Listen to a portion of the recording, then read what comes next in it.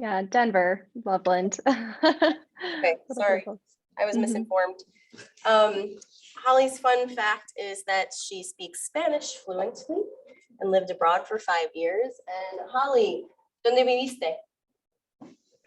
¿Dónde vivía? Yo vivía en Colombia, Argentina y España. Yo vivía en España, está bien. Oh, súper. Yo vivía en Madrid. Yeah, I estudié en Madrid. So If the lawyer was here, he would say you're excluding all.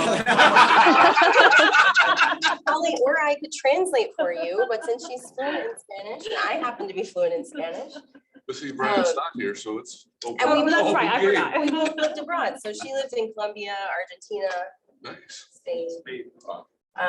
Yes, and so that's super fun. I don't get to use my Spanish very often, unless I travel to Spanish-speaking countries, and then they all look at me like, why are you speaking our language? Which, Holly, I don't know if you got that. They were like, I don't understand you. Oh, wait, I do understand you. You speak so well. People are generally surprised. They think I must have like family somewhere, but full disclosure, my husband's also Colombian, so I speak Spanish every day. So it's good. Good excuse. Yeah. Awesome. All right, so let me share my screen with you all. Let's see. There we go. You can see that, right? Yep, you're good. Perfect. Perfect. Awesome. Well, good morning, everyone. I had really hoped to be able to join this morning, but ended up getting called into some meetings. So I definitely still wanted to be able to present. And it's nice we have this option to do it remotely. So my name is Holly Prose, and I'm the co-founder and COO of Palmer Jane. And I'm just excited to be able to talk to you guys about my business today. And I know the most important thing with this group is really the ask. So really what we're looking to do right now over the next couple months is perfect the delivery of our message and the clarity of the mission for Palmer Jane. So we are preparing to raise funds. So obviously having that clarity of message and mission is really critical to our success, and we'll be starting to raise funds in end of summer, early fall. So really any feedback that you all may have in that regard is more than welcome. All right, so before I get into what Palmer Jane is, I want to talk about why we do what we do. So both my business partner and I had similar experiences when we first started getting into cannabis. We are not traditional consumers, but we would walk into a dispensary and be met with a bud tender who is very used to a traditional consumer. That was, sort of what they knew. And so they would often recommend products that were very high potency, lots of THC. And given the fact that we were two women who were looking to use cannabis to help with anxiety, those products were pretty much the antithesis of what we were really looking for. So as we started to immerse ourselves more in this industry and start to learn about it, we realized that there's something really interesting that's happening right now. And that is there's a shift in consumer behavior, and people are interested more in this concept of getting well, not getting high. The problem is it's sort of this crossroads. So you have part of the industry going, kind of sticking to the traditional market and what they've known, and then the other part of the industry going in the other direction, kind of embracing this emerging market. What's even more interesting is that it's kind of mimicking those adoption curves that we've seen in plenty of other emerging industries, where you have sort of your early adopters over here, and then you start to get more of the general public kind of in the fold. And that's only going to continue to happen. So we realized that there was a problem here in the sense that there are a lot of brands and lack of resources that really tailor to this consumer. And so we thought, let's take a look at this problem. What can we do about it? And certain things that really solidified our belief in this is the fact that 54% of all new cannabis users are using cannabis to treat anxiety. 65% are looking to deal with stress. 74% of all cannabis users just want it for a relaxing effect. And the future of cannabis is also, largely women. And there's 59% of the new cannabis users are actually women over men. So what we realized is we had the opportunity to create Palmer Jane, which is what we say a brand powerhouse. So we have extensive experience in branding and marketing, And we realized that there are a lot of high potential brands out there, but that they're really underperforming. And so there's an opportunity for us to come in, acquire these brands, turn them around based on our experience and also our understanding, again, of this very unique niche market, and see amazing returns on those brands and their value in 3 to 5 years. So it's something that we're very excited about. And really our mission as a company is to make cannabis use, an intrinsic choice for just, again, that get well aspect and, elevating your overall lifestyle, and also make it fashionable. So, getting away from, sort of that dingy traditional cannabis vibe that, some of you may be familiar with, and really elevating it as a true lifestyle brand. So the first brand that we were able to acquire is actually Lucid Mood. Lucid Mood is a really interesting brand because it was actually developed by a neuroscientist. So our products have several different cannabinoids in them beyond just probably what most of you would have heard about, which would be your THC and your CBD.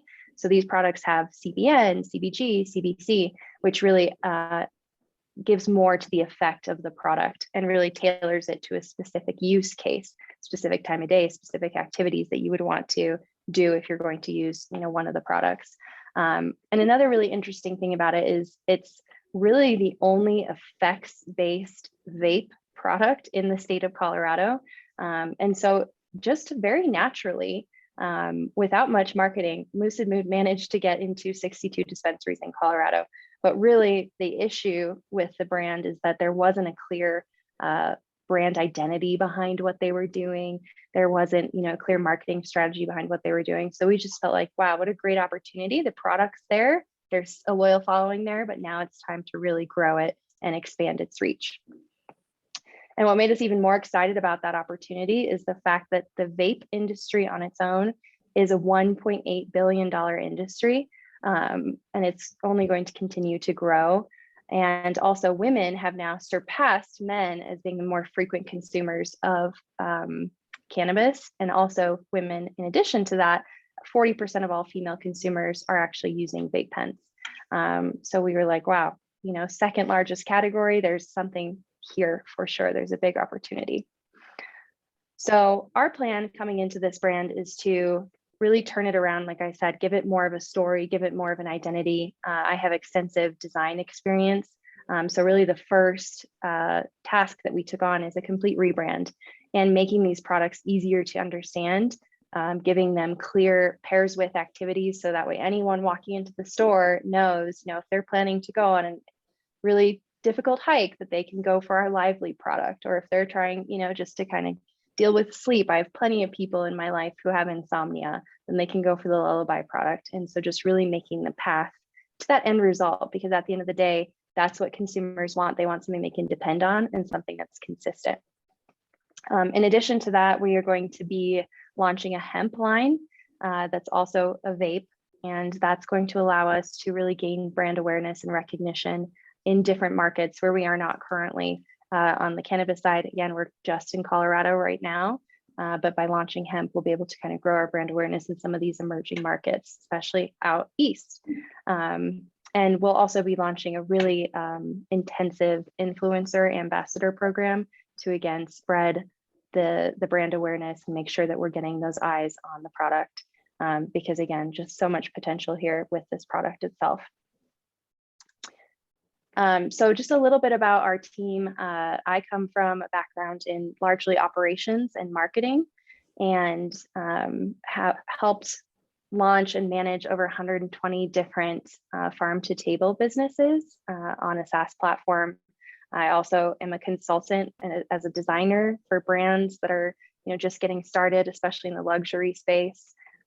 So really, I'm so excited to have this opportunity to be able to take all of that knowledge about brands and building a strong brand identity and putting that into, these brands that we'll be acquiring as Palmer Jane.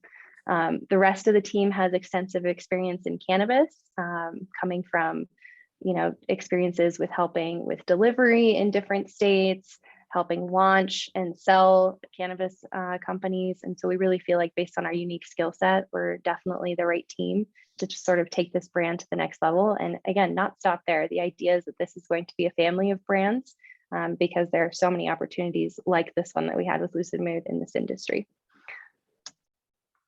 And that's everything. So thank you for listening today. I appreciate it.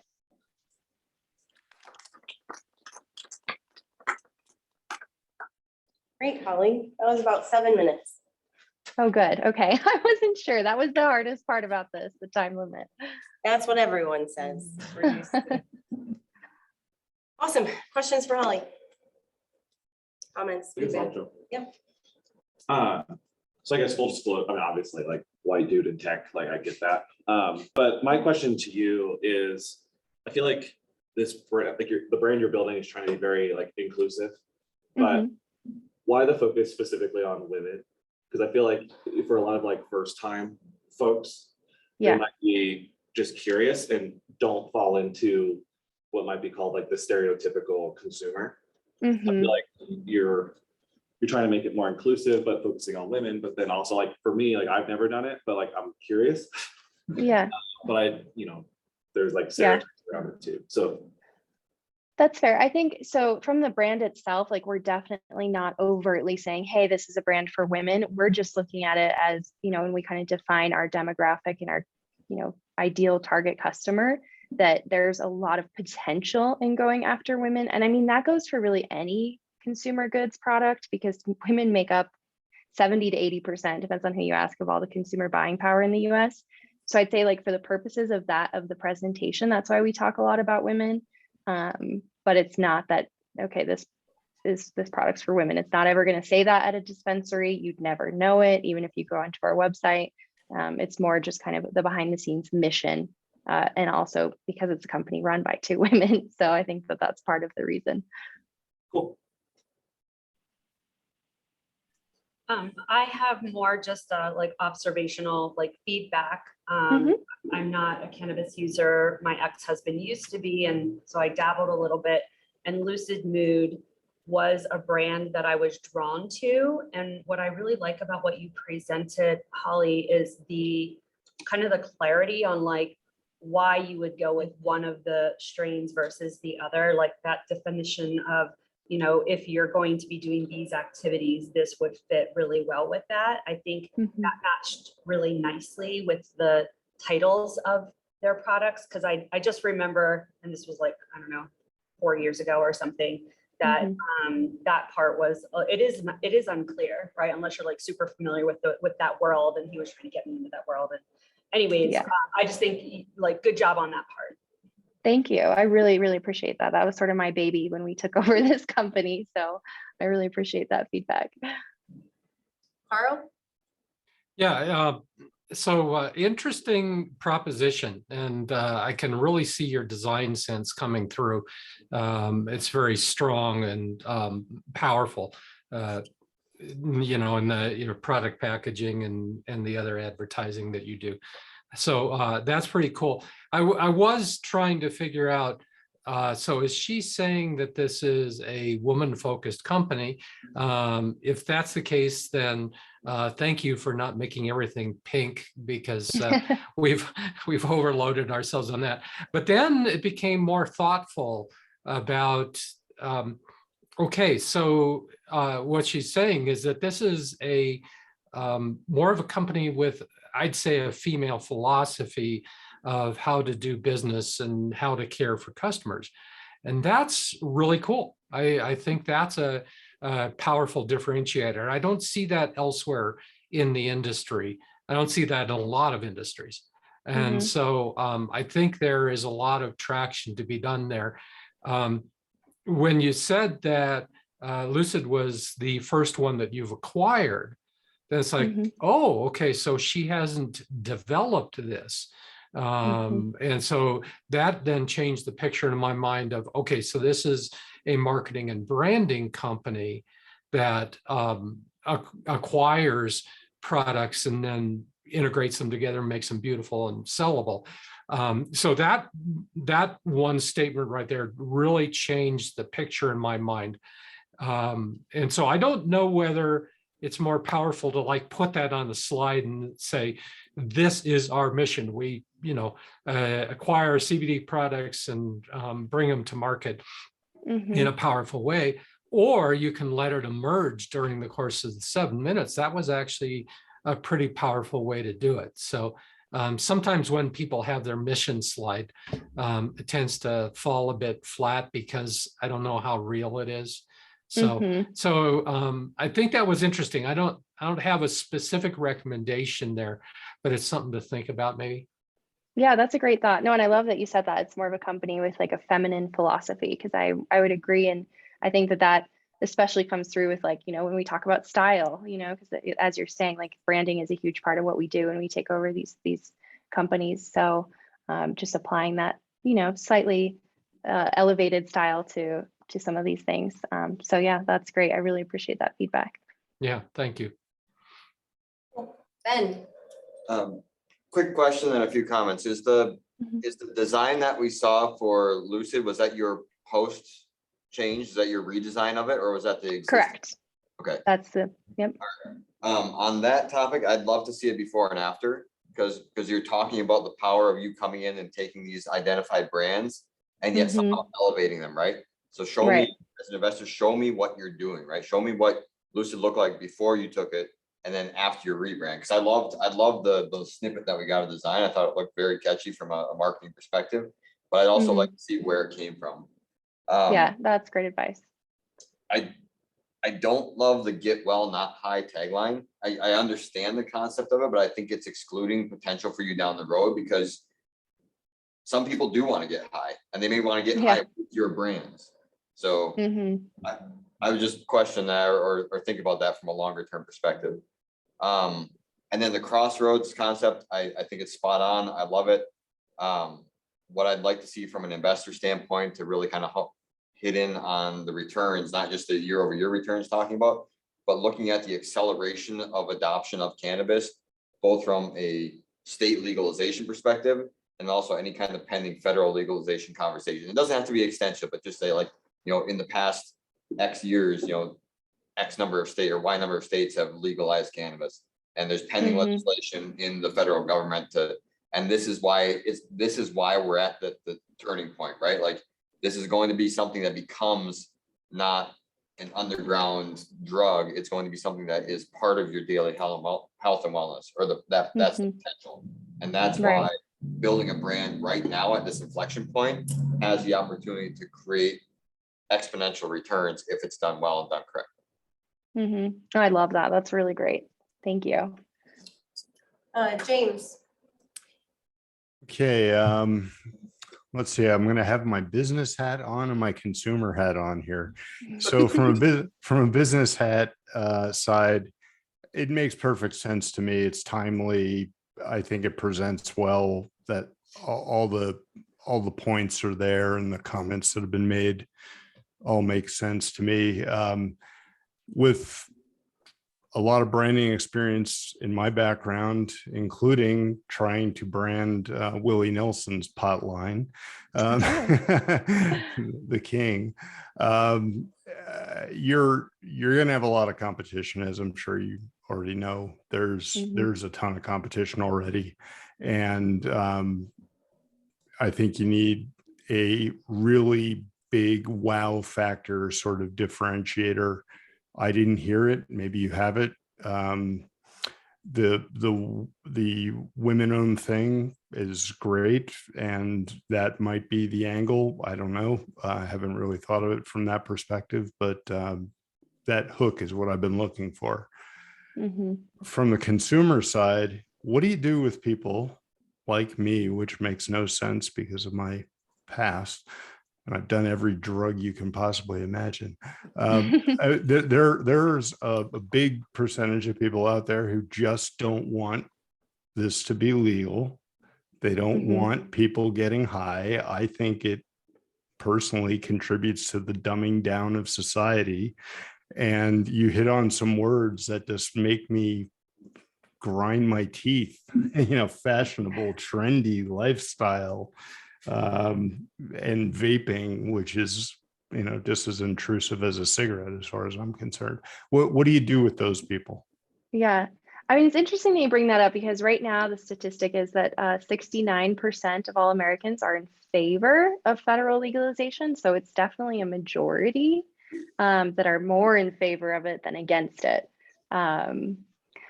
And I mean, there's always going to be people who, you know, are not fans of it, and I understand, but I also always urge people to consider trying it. Like just a small anecdote, a family member of mine, my grandmother always used to kind of hang her hat on the fact that she never smoked a marijuana cigarette in her life, which I always told her that's not what they're called. But she's even found, like really dealing with insomnia and whatnot, that there are products out there that are not, again, it's not that recreational product that maybe, or even, you know, just the plant that people were consuming in her younger days, but it's something that really has a clear set purpose in your life. It's to help you sleep. And anyone who has insomnia problems knows, you know, there's so many negative side effects to, you know, pharmaceutical sleep pills and whatnot. So I always just kind of share that information with people who are, you know, coming at it from that perspective. And just, you know, at the end of the day, it is at some point, it's inevitable that it will be federally legal. We just don't know when.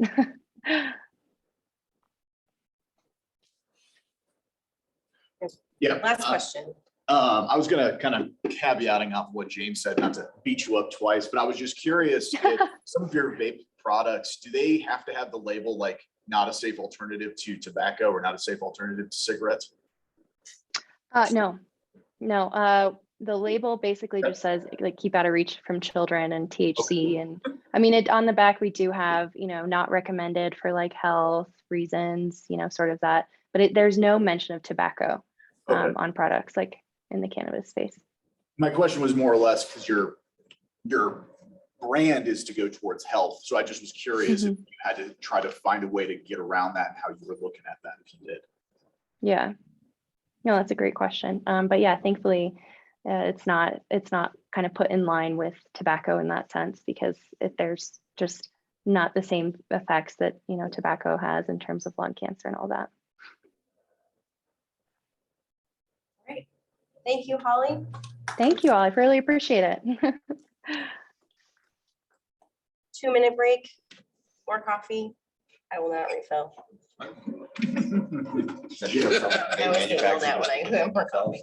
Yeah, Allison. I have never seen it necessarily on marijuana, but I've seen them either like vape pens and chewing tobacco. Okay, and how stuff are like you? that. Yeah. Okay. It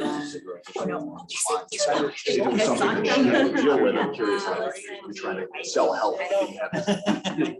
Like federal label on it. Yeah. Yeah. Okay. Yeah. Now that I'm. Depends on the strength. Check it out. I know. A lot of code for you. Yeah, that'll give you energy. But I was watching the thing the other night on Oh, this is the same thing. pollution, bowel pollution, and all the insurgents. That's what we want to do. We want you to say, just start off here. I mean, seriously, yeah, about 7 years. My brain was just like, The kids these days. Yes. Yeah, well, yeah, same thing. Yeah, was always hopped up. Cocaine, it was. Yeah. But yeah, they said if you get a headshot. Keep going, huh? Just to main. Head or here, now, but I mean, if you hit them in the side. Like, whatever. I've got a couple. I guess that's one way to motivate your fighting force, you know? Well, they said if you do micro. Yes. Microdosing. This will be easier. Yeah, no, but let's do the email, like, I'm available this So I'm thinking time. of the movie Lucy, with Scarlett. Oh, I remember that. Yeah, yeah. Uh-huh, yeah, yeah. I'm Josh. Yeah, that was an interesting. Nice to meet you. No, I think. That was a little too much. I mean, some of it I can feel is true. And when she turns into pure energy, Yeah, that was a little. I'm like, okay, that's a little too much. That's the problem with all those kind of movies is, you know, they never know how to like actually wrap them up in a realistic way, you know? But yeah, no, microdosing is, yeah. I mean, I'm thumbs up it's- for microdosing. Well, I mean, it's proven fact. It's not just a million hits on X. Well, I have. After 3:30. All I have is. I have not. But after that, I'll be. video. space at some point, but I don't know. I thought it was worse than you thought. Back then it was great. I mean, if I remember right, I think Yep, and that's, then Hofstadter's by law. Memorial Day Take longer weekend is than my we think first it's time. going so to. I'm thinking October. Nice. Yeah. Well, I know that. I'm right here. When I drive by, I keep thinking I'd love to stop and check it out, but I don't want to bug them, you know? Around midtown. That's what I say, so. Really done. Oh, it's a great building, yeah. Although that wall between where we were at, the offices So were at, Open it up. open it up. Just because. We gotta get that manufacturing, but that could be up front. Step. Or to the, where the studio. Yeah, I think they put that in the Right. studio. Get rid of the cyclotron walls, you know. Yeah. Walls, and Right, then have a that's big right. open Oh, space. yeah. But I Okay, yes, I know it's So so up in the corner, I'm under that one. Yeah. You can see the back of me right now. The hardest part is trying to find. Right. I'm used to living like this. What happens? There's a large campus across the street. I like our neighbor's house too. Oh, I mean, I just Very said helpful. your name and then you go. Like them, I could allow that myself. Supply chain logistics, I manage their own and purchase division, so anything. Then I go to the whiteboard. and Product storage, retail. And it's in the yeah, shopping all the center. orders that have the- Yeah, the Mars and the Mars. You ready? Electrician. All right, we're coming back. You gotta be careful playing with Really? electrons. Oh, we're talking. Yeah, usually I'm the one talking, so I'm yelling at you and feeling sad at the same time. Wow, that Chastise myself. feeling and feeling sad. Well, just like I'd be over Well, here. it's a doing minute, that. so. Well, Right. you can try loosening it. Second presenter today is Alison Proffit of Profit Coach. She's presented a couple of times, many times on various many things. times. So she's going to tell us about a new offering that she has today. Her fun fact is that she went to a Stevie Nicks concert at Red Rocks recently. Yes, super fun. That 74-year-old can totally rock it. She almost 74, I think she turned 74 in a week. So I've presented a bunch of times. I'm really excited to be here. This is a new offering that I'm in the process of creating. So what I'm looking for feedback on is it clear what this program is and who it's for? I'm looking for feedback on the revenue model that fits profit with a purpose type of thing. So this is not a nonprofit. This is a service that's under the umbrella of my existing business. And then also any community connections with potential partners. So I'm also going to set my timer so I have like a visual right in front of me. So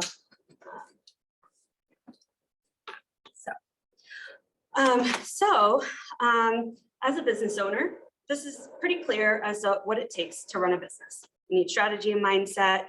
When you love what you do in your business, joy is usually a natural byproduct of it. You have passion for it, and then you execute on these things, and then business success follows. That's actually what I do as Profit Coach in my business. I'm a coach, consultant, and trainer, and I've been in business since October 2019.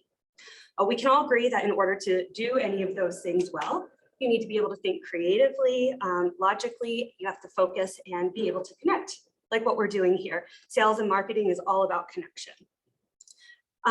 So we're going to pause for a somewhat scary story. And so I, in February, at the end of February, experienced a sexual assault. So we're not going to go into the details of that story, but in the aftermath of that experience, I got in touch with community resources. This actually happened in Pennsylvania, not here in Colorado. I was there doing stuff for my aging parents. And there's lots of resources around the healing journey and navigating the criminal system and things like that. There's actually even some things related to compensation. But as a business owner, this is one of the problems that we're going to talk about. How do you qualify some of those things? And so I knew I needed to continue to run my business, and it was really freaking hard. There's a lot of statistics. I left my notebook over there, so I'm just going to sort of like rattle off some things that I know. Every 68 seconds, an American is sexually assaulted. 1 out of 6 American women in their lifetime have been a victim of either attempted or completed rape. And then almost half of business owners in the US are women. So these are just some general statistics to keep in mind. It's actually really difficult to gather some serious statistics about sexual assault, and like they don't actually capture anything about business owners.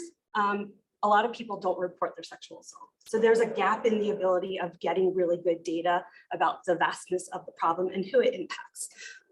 After this happened to me, I started having conversations because I'm a verbal processor and I'm a connector. And that was a part of my healing journey. And I found there were so many people that had this shared experience, many of whom are also business owners, because that's a big part of my network. So the problem, sexual assault trauma actually does have direct impact on the brain's ability to think creatively and logically, focus and connect. And so how do you run your business when these things are happening? And if that's your sole source of income, that becomes a problem. As a small business owner, so my background in human resources, I did that for 15 years. So I was the place that people came to for help during these traumatic times in their life, for what to navigate in terms of job protection, income replacement, things of that nature.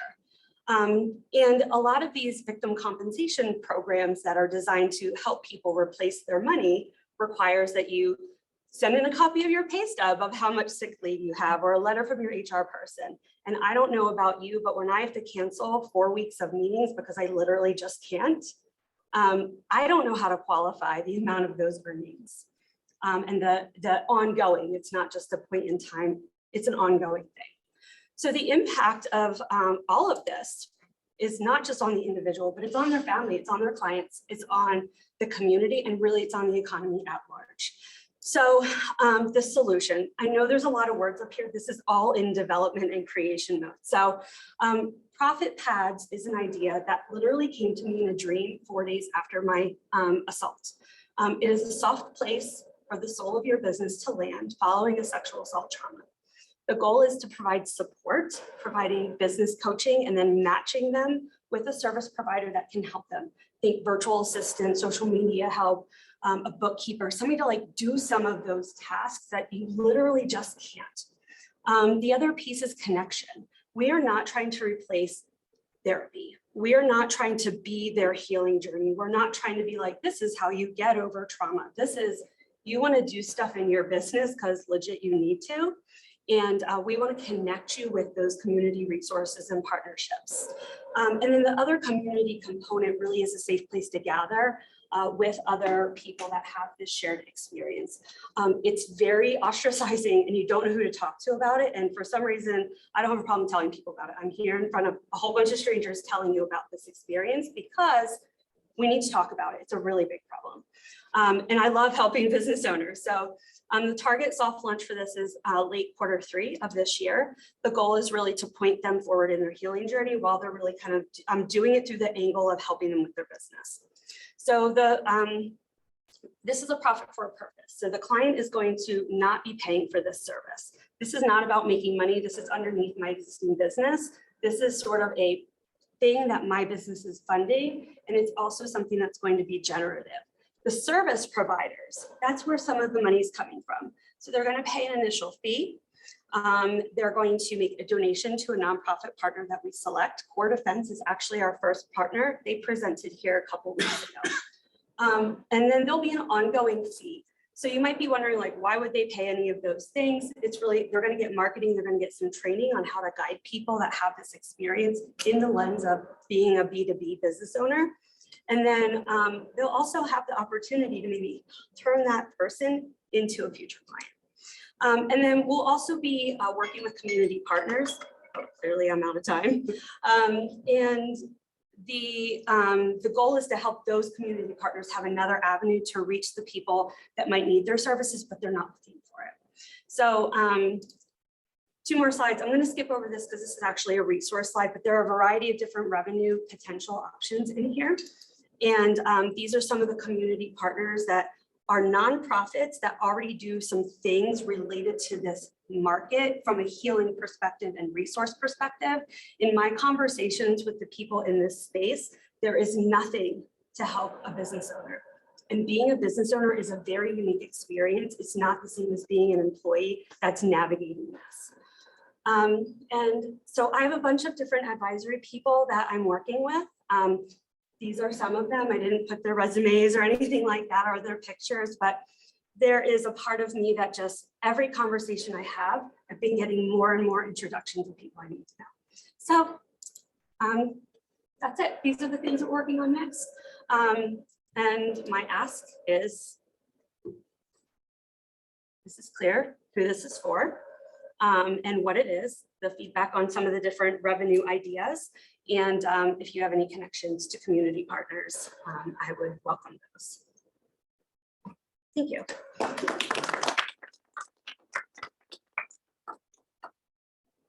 That was 7 minutes,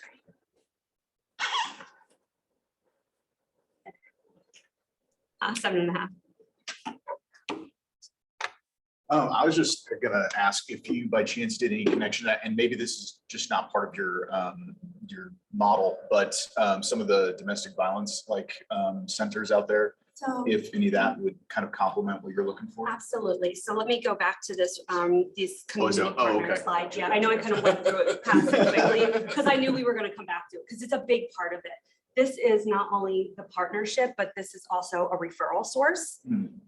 This is also like, we may be able to get some resources because my goal is that we're going to be providing some trauma-informed training, which, what does that mean? There's very specific things to know about, like when you're coaching somebody and then all of a sudden they're just like, I can't do something. You can't be like, you just need to do it. That could be re-traumatizing to them. And so there's going to be some training to our vetted service providers, and these partners are going to be a part of that. I have some like emails and phone calls out to these people, and I have like meetings that I'm planning on setting and stuff like that. But absolutely, SAVA is one of them. Alternatives to Violence. I've connected with the United Way. I've actually even connected with Larimer County Behavioral Health's program manager, and she told me about a grant that's open to for-profit companies, because this is not a nonprofit idea. And so all of these different partners are like, this is a really great idea. You should continue figuring out how to make it happen. So here we are. Yes, Mike. So could you go back to the revenue page? Because you Yes. didn't get a chance to spend on that. Yes. If you This go- one or this one? No, the next one. Yes. This So- one? Yep. If you would go over that a little bit, because you didn't get a chance too much. Yes, yes. I sort of did that on purpose because it's a longer part of the conversation. So I'm working with Kat Hart actually at the SBDC as my consultant. So we're moving through getting some more details around these things. But the first bucket is the paid partnerships. So that those B2B service providers, that's one of the ways that that money is going to come in. Again, I'm not looking to make tons of money on this. This is just something that God is telling me you need to do this. So that's really what this is about. And the women-owned businesses who target women, and it doesn't need to be women-owned businesses, but there's a safety thing there that like, I think it's a great place for me to start as my target for these paid partnerships. For them to be able to say, we support a service that does this for other business owners that are survivors. So that's one of the other paid partnerships. Wellness businesses. You need to heal from trauma. And if you're also running a business, like there's just so much different stuff that goes into it. So I think wellness businesses could be a really interesting partnership for us as well. And we're thinking maybe like a sponsor model. Again, I'm doing some research around this. This is a thing that I'm looking for some feedback and connections on, and like Mike, you're on my list to like set up a meeting with. You know, again, it's really like, for them, the why would be, and I think you're looking for numbers. The answers, I don't have those things yet. I'm researching all of them. No, I actually, I just wanted you to have a chance to discuss. Yeah, this thank page you. more. Yeah, thank you. And you know, the why, like some people might be like, well, why are they going to give you money, right? You're not a nonprofit. This is not going to be something that's tax deductible for them. The whole idea of like ESG being a thing that's important to investors nowadays, that is something that I have awareness of. So I'm going to, at some point, once it's a little bit more clarified, be able to go to them and be like, I know that supporting women's issues is important to you. And this is a really unique and interesting way that you could get involved in that. And maybe it's like sponsoring an event that we do or something of those of that nature. Grants is another thing. So I just mentioned one of the grants that Larimer County Behavioral Health told me about. There's also a bunch of other grants that as a for-profit business is, I think, going to be a really important thing for me to consider related to this particular program. And then again, that in-kind partnership with those nonprofits to maybe like eliminate some of the costs that we might have to put out for some of the training or, you know, space or whatever it might be, or like a booth at the like event, like we might be able to get a booth at their event. Because it's, you know, so it's not like we're not getting cash from them, but it's like something that eliminates the cost for us in certain areas. And then I actually think that like the people that are clients of this service in time then become a partner because we helped them. We helped their business and the heart of their business really kind of be able to continue on and thrive. And then community events and showcase events. So the showcase event is sort of more of like a gala type of thing that I have in mind.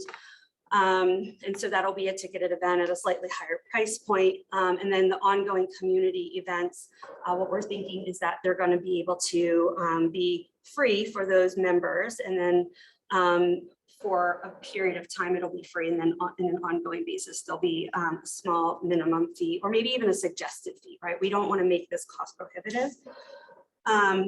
And so, yeah, and I've done a little bit of number crunching. I can show you that slide if you want. It's, again, it's very much like I'm in projection and ideation mode. But and I just started in August because I'm thinking sometime in third quarter is probably when I'm going to be launching it. We're thinking that the initial investment will be like $350. And that's a number that I actually have gotten from a couple of people who might be a potential service provider. And the goal is that the for purpose part is that like, they're gonna actually make a financial contribution to whoever our nonprofit partner is. And that will change over time. Right now, it's gonna be for defense. And there's a personal story about that as to where that connection comes from. I'll be glad to share that with you. So again, I'm not looking to make like piles of money for this. It's really a compliment to my own business and it's something to give back to the community. I think I just saw it pop up in chat, but it's my first thought, or couple things, I guess. As far as the overall message is concerned, I followed it. I would have liked you to start with the problem and then tell your story. Okay. I think it would be more impactful if you talk about like being a business owner is really hard, right? Like it's already really hard. Now think about taking that hard and tacking on being a trauma survivor, right? And then go into the detail of your own personal story because that has power to it. Yeah. But like start with the problem, then tell your story. And then that leads into why this is important, why you're doing it.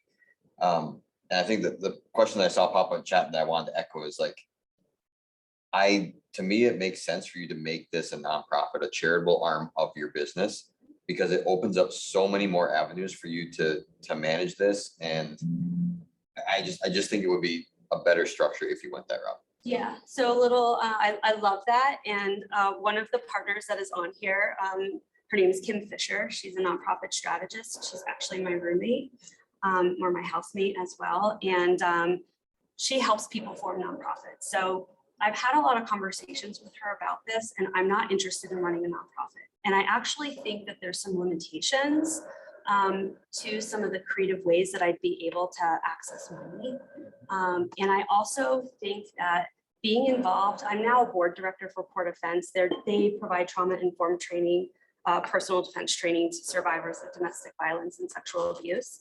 I actually met that founder like 2 weeks before the situation happened to me, and that I'd started to do pro bono work for them. And so it was very serendipitous, and I'm on their board. And so I'm just kind of now being on a board of a nonprofit, seeing some of the ways that I'm not actually sure that it would help me accomplish the goal. And it was interesting to me, I met the VP of Impact for United Way at an SBDC networking event last week. And she was like, too many people are forming nonprofits. And I needed to hear that because I've been having that thought, like, should this be a nonprofit? And I don't think it's supposed to be.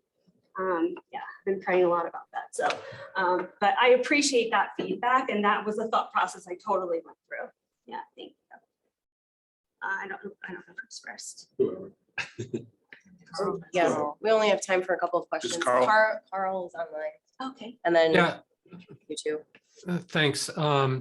So I need to talk with you more about this because it generates a lot of ideas.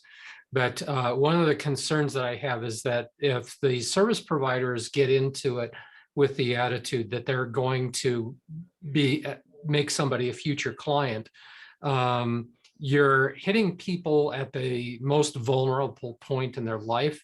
And it is not going to be a healthy thing to come in with an attitude and say, well, I'll give you 3 months of service, but then my real point in doing this is not because I'm a good guy, but because I want to make you into a future client. That's going to go south really fast. And so I think we've got to sort of noodle through that kind of process to make sure that people are coming in with the right motivation. I think you're close, but it still doesn't feel complete. So I think we got some work to do there, but let's talk about this more.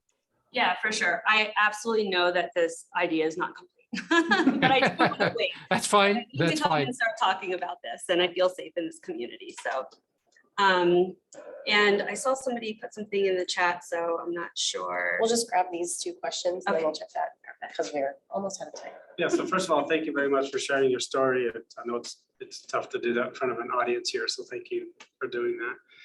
The slide that was right before the one that you looked at with Mike that had the 3 different parties involved. We can go back up.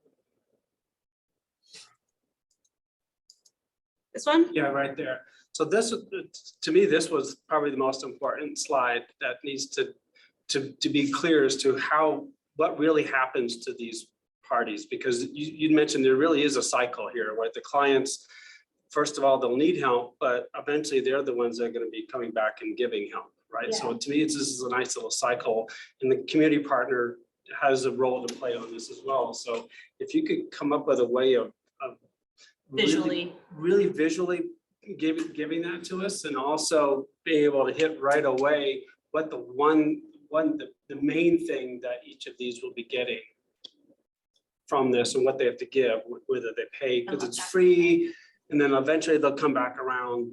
I think you've got a powerful story there if you said it just a little more clearly. Yeah.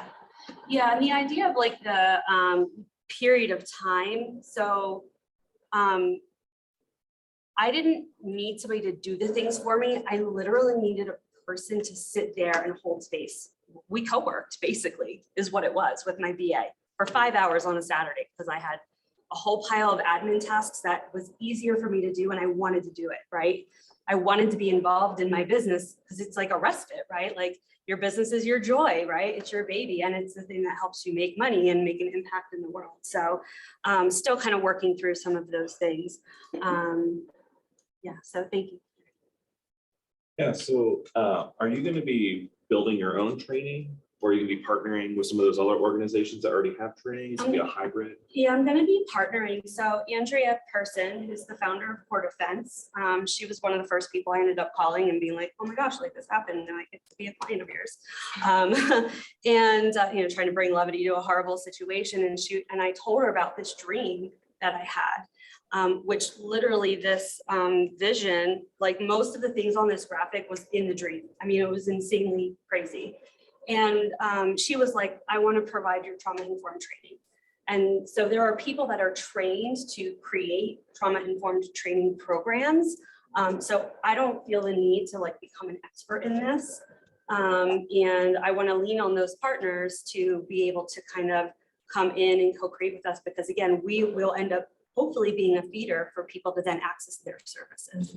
Quick follow-on to that. So, in my realm, like everybody has their own learning preferences and, Sure. and styles.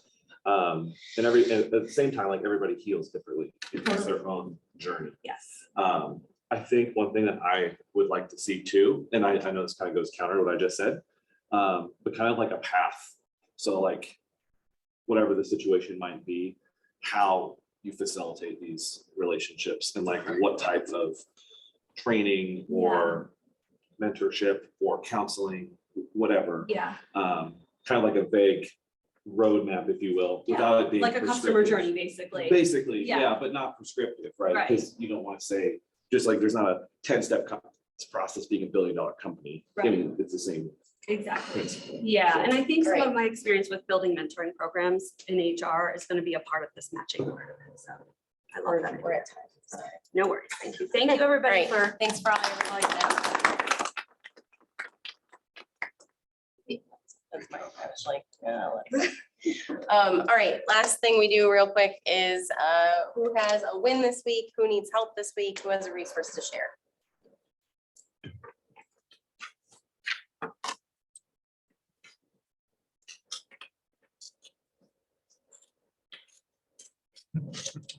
Everybody, I have a win. did you? I'm done with classes.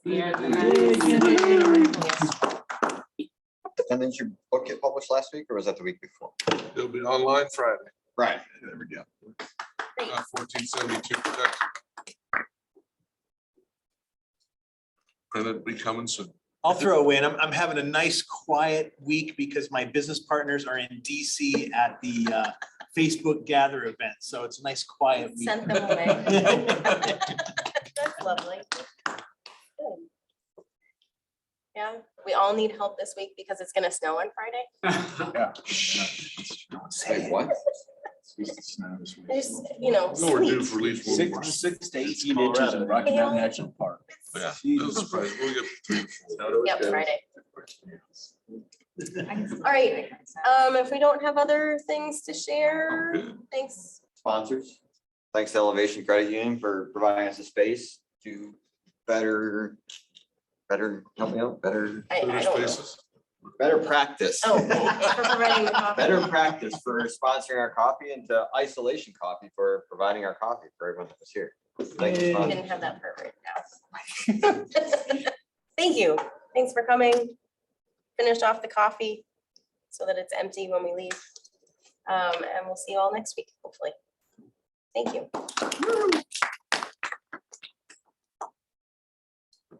All right. Cool beans. Cool beans. You need this, let me know. Yeah. Quickly enough. Yeah. Thank you. God, very much.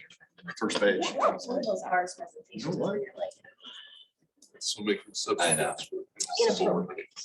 Yeah. I was thinking about it since I'm. We always struggle with those two presenters. They're Yeah. really organized. I gotta do a video and stuff. yes, Cause like. you're usually online. Yeah, I bounce between. I don't know. all of them. I gotta do some, we wanted just to get together and have a coffee. And then that, and I also. Uh, Somewhere. Or the I figured, else. yeah.